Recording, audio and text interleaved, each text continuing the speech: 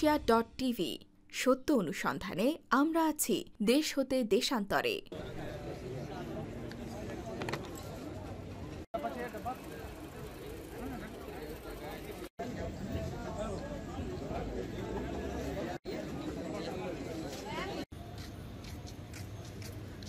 বাংলাদেশ ছাড়িয়ে ডেঙ্গু আতঙ্ক এখন সংযুক্ত আরব আমিরাতে।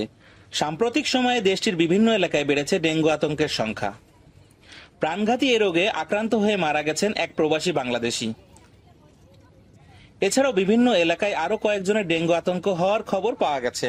মধ্যপ্রাচ্যের উন্নত দেশ সংযুক্ত আরব আমিরাতেও এখন ডেঙ্গু আতঙ্ক। গত কয়েকদিন ধরে দেশটির বিভিন্ন জায়গায় ছড়িয়ে পড়েছে মশাবাহিত এ রোগ। আজমান শহরে ডেঙ্গু আতঙ্কে আব্দুল হান্নান নামে এক বাংলাদেশির মৃত্যু হয়েছে। আজমানের নতুন শিল্প অঞ্চলে কর্মরত এই বাংলাদেশির বাড়ি ছিল মৌলভীবাজার জেলার কুলাউড়া থানায়। জানা যায় গত 2 বছর আগে আমিরাতে এসেছিলেন আব্দুল হান্নান। পোশাক কারখানার সেলাই কর্মী হিসেবে কয়েক মাস আগে যোগ দিয়েছিলেন তিনি। কয়েকদিন ধরে জ্বরে ভুগছিলেন আব্দুল হান্নান। পরে স্বাভাবিক জ্বর মনে করে ফার্মেসি থেকে ওষুধ খান তিনি।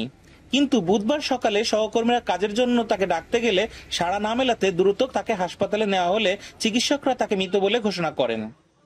এরই 2 দিন আগে আমিরাতে ডেঙ্গুর প্রকোপ বেড়ে যাওয়ায় প্রবাসীদেরকে সতর্ক করতে দুবাইয়ের বাংলাদেশের কনসুলেট জেনারেল এক বিজ্ঞপ্তি প্রকাশ করেন। বিজ্ঞপ্তিতে দুবাই ও উত্তর আমিরাতের বসবাসরত সকল প্রবাসী বাংলাদেশিদের নিজ নিজ বাসভবনের স্থান পরিষ্কার পরিচ্ছন্ন রাখা ও জ্বরের লক্ষণ দেখা মাত্রই চিকিৎসকের পরামর্শ নেওয়ার অনুরোধ করা হয়। M A Rasel Ahmed, news Asia, সংযুক্ত আরব আমিরাত।